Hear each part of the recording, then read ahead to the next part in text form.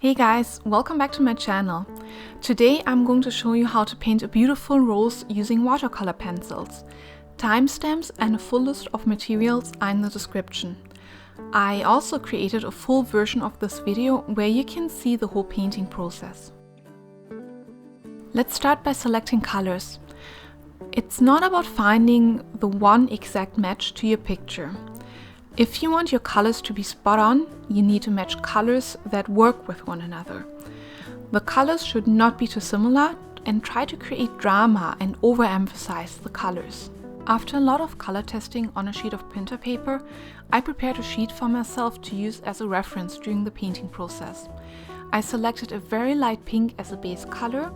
I picked a pink that has a blue undertone and a bright pink that has a lot of red in it. On my reference sheet, I placed the three colors I selected on the left side of the page. The lightest color is in the middle so that I can see how it looks next to the other two darker colors. Next, I do some testing on how it looks when I layer them. I skipped layering the lightest color on top of the darker ones because I won't use that technique here with this painting. You can do it to change the color slightly, but watercolor is translucent, so in general I do not layer a light color on top of a darker one. I also prepared a similar reference for the greens and the magenta that I'm going to use for the leaves and stem. Those are not as detailed as I mainly try to find a good combination to integrate the magenta.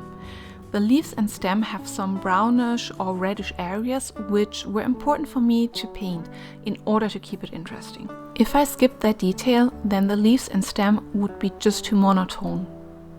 Sometimes it can help a lot to apply filters to the original image.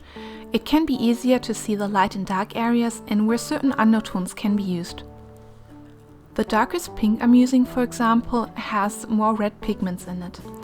I could see that very clearly with the filter applied. I also use it because it helps me select a more dramatic color range.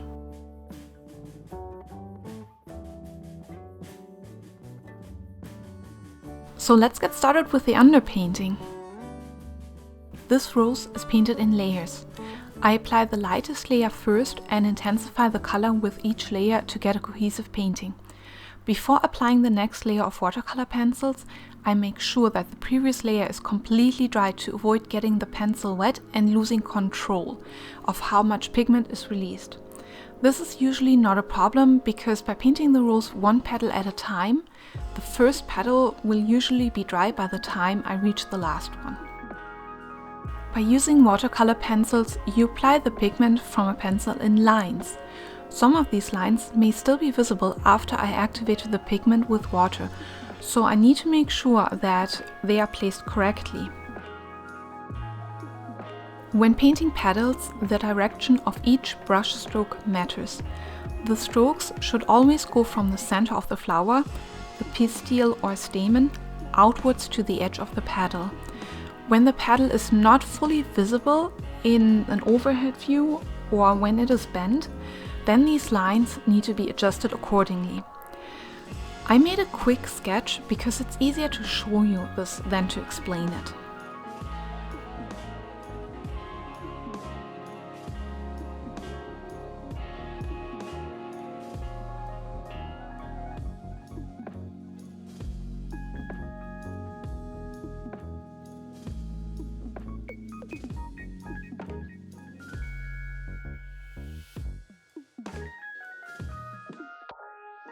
Here you can see me adding water to the pigment to activate it.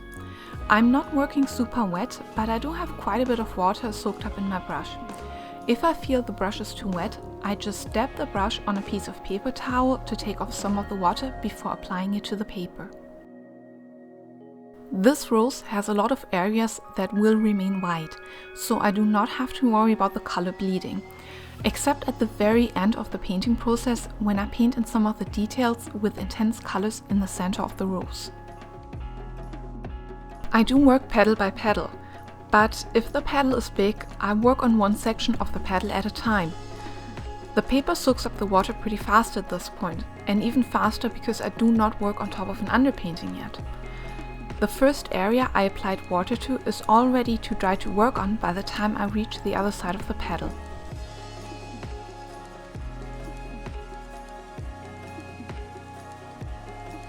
The next step is to apply another layer of the lightest pink I'm using to intensify it in certain areas. This way, I make use of the whole range of colors I can get from this one watercolor pencil. Once again, when I activate the pigment with my brush, I'm not going to work too wet on this because I may actually lift some of the previous layers of pigment. I am working on one petal at a time, keeping the direction of my brush strokes in mind. I intensify the pigment in some areas, making sure to leave some areas white. In the end, I want my painting to have a strong difference in color intensity to really make it stand out.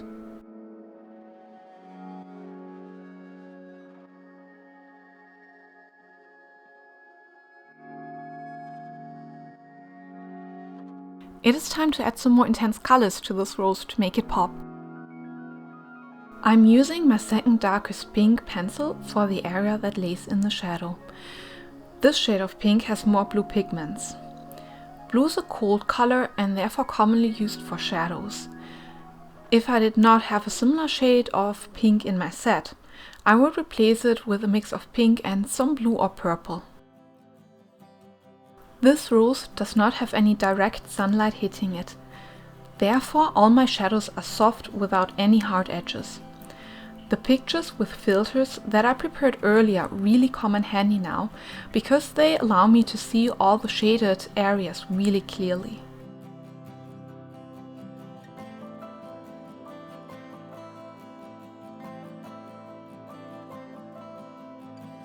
I am working with a smaller brush so I can start to paint in all of the delicate lines and details. Don't forget, whenever I feel that there is too much water in my brush, I dab it on a paper towel.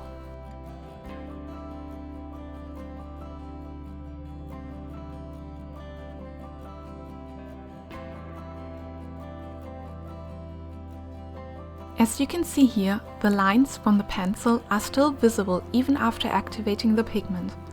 This is something that greatly depends on how hard you press your pencil while painting, the brand of watercolor pencils, and even with the set I'm using, not every pencil leaves lines, so I do some testing beforehand. I continuously keep checking my reference picture while I add all those shadows.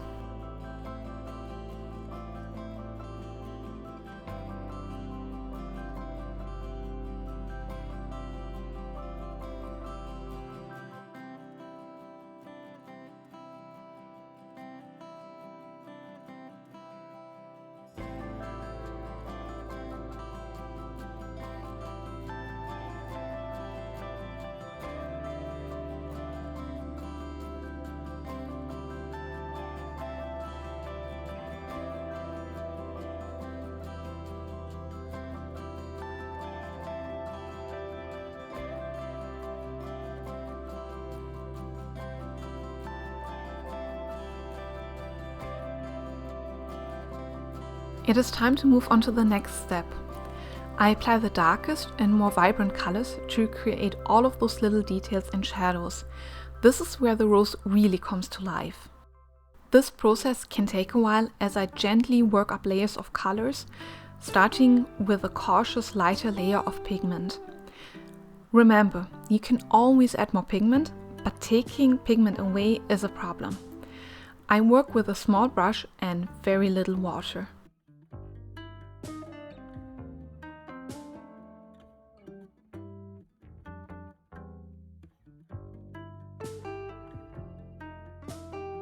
I can always go back in with any of the previous pencils used. I keep touching a paper towel with my brush before I apply water to the paper, just to make sure I have perfect control over the pigments.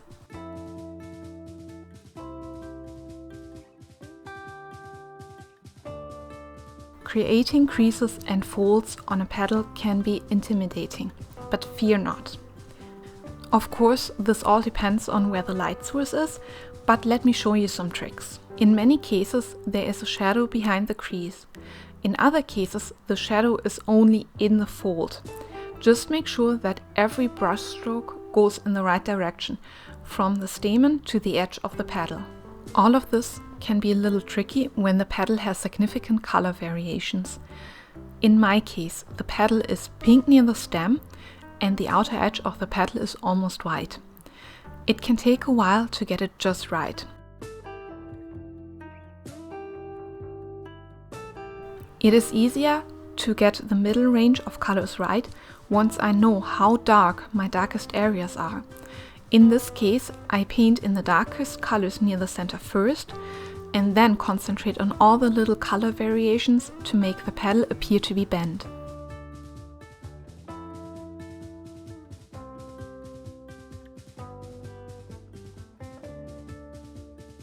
There is nothing worse than having your brush suddenly and unexpectedly release a giant puddle of water.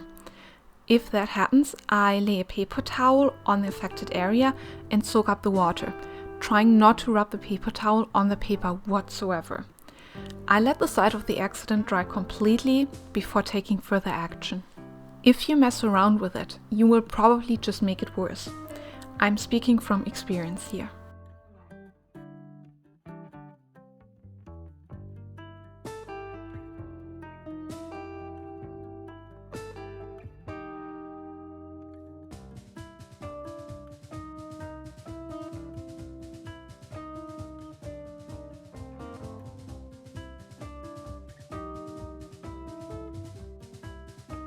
Whenever the area I want to paint is too small to use the pencil first and then the brush to add water to it, I just take the pigment directly off the pencil. When I do this, I need to keep in mind that the pencil will color differently while it is still wet, so I might have to let it dry for a minute before using it on the paper again.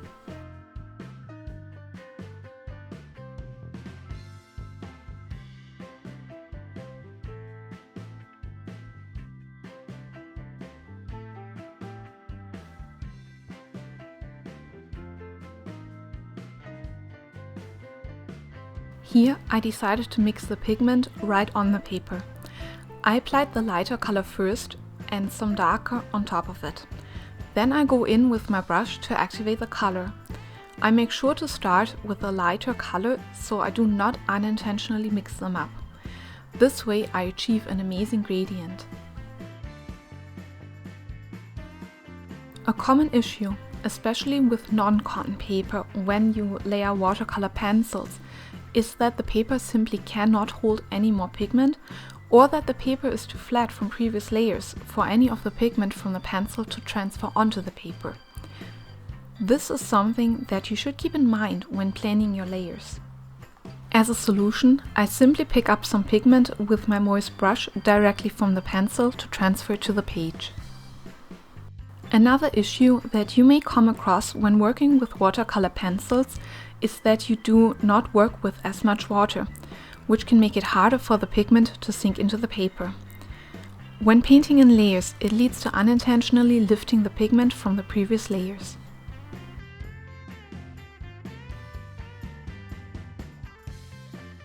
Adding or darkening shadows can really make a difference. Once I add some of the darkest pink I use in the center, I can see how much darker other shadows need to be in relation to the rest of the rose.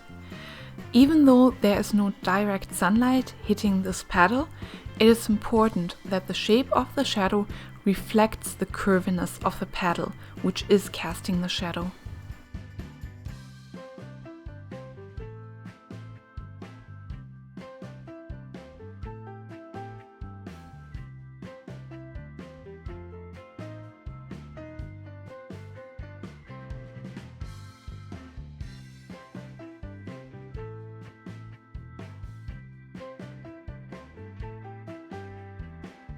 Once I finish the rose, I continue with the leaves.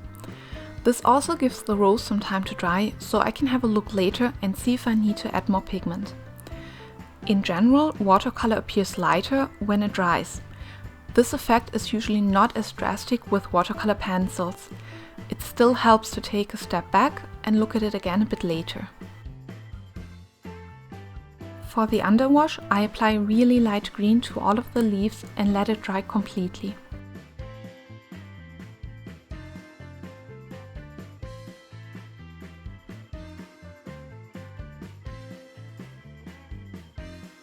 While the green underpainting dries, I take some time to add details to the rose. Well, thanks to my recording, I at least know how this happened. Lifting pigment is easy, you just need a damp brush and a paper towel. Don't use any of your good brushes though. You can just wet in the spot and soak it up. This does not always work, as some colors stain the page, so try not to extend the affected area. When the underpainting for the leaves is dry, I add some color. I start out by adding slightly darker shades of green. My leaves and stem will not be as detailed as the rose in order to draw the eye to the rose. Nevertheless, it is important to represent the anatomy of the leaves right. They are partially folded and there are a lot of shadows to add. As the edge of the leaf is bent, I leave a line around the front edge. For now, this area will only have the underpainting on it. This is the underside of the bent leaf. While I let the green dry, I add more details to the rose. Let's add some details to the leaves and stem. I now use Prussian Green to paint in some shadows on the leaf. As the outer edge is bent, it creates a cup. Inside that area, there's a shadow created by the outer edge. I also use Prussian Green to add some shadows on the underside of the other leaves. I'm using 3 different greens for this painting. Castel Green Light is used for the underpainting. Sap Green is my go-to green and it has so many shades depending on how much pigment I add. Prussian Green has more blue pigments and is therefore an excellent choice for shadows. Now I'm adding Sap Green to the stem. Technically, I should have done this earlier in the second step, adding colors. I just wanted to avoid bleeding. The next step is to darken some of the areas that are in the shadows. A stem is round, and in order to show this in the painting, both sides need to be darkened, but the side that lays in the shadow is a lot darker. In this case, the top of the stem is covered by leaves, so it lays in the shadow as well and needs to be darkened. I build up shadow areas on the leaves in layers. It might take a little longer than doing it in one go, but it gives me greater control. This is a method I started using especially with non-cotton paper. If I want to create a soft gradient of some color, a lot of the times this paper does not dry evenly and it does create patterns.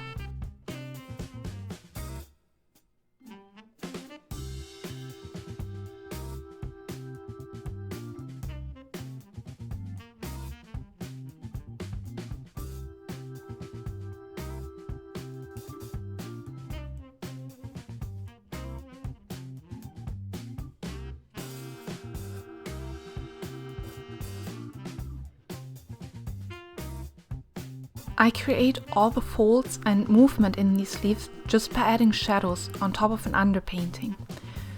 With shadows like these, it is important to have them just in the perfect spot, which is easier when I work in layers.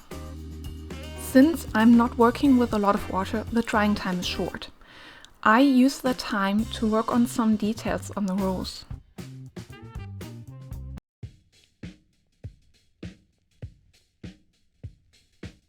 A lot of leaves and stems of plants that have red or pink blooms also have that red pigment in their stem and leaves.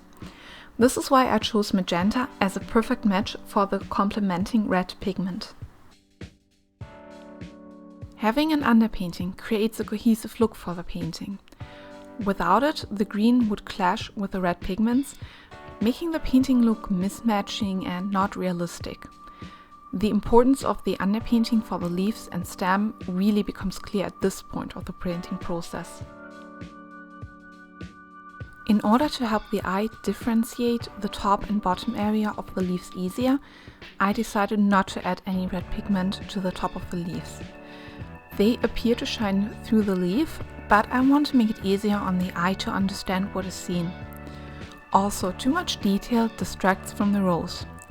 As you can see in the picture, the leaves and stem are a little out of focus in the picture as well.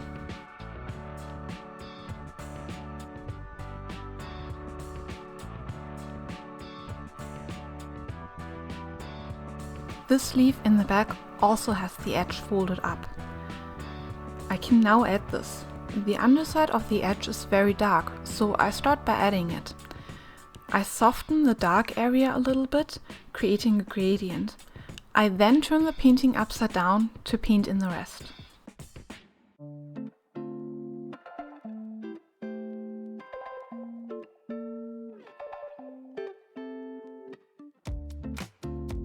It's time for finishing touches. I add some shadows and even light outlines around the leaves and petals to make it pop off the page even more. After letting it dry for a short time, I add more green to make the underside of the leaf even darker.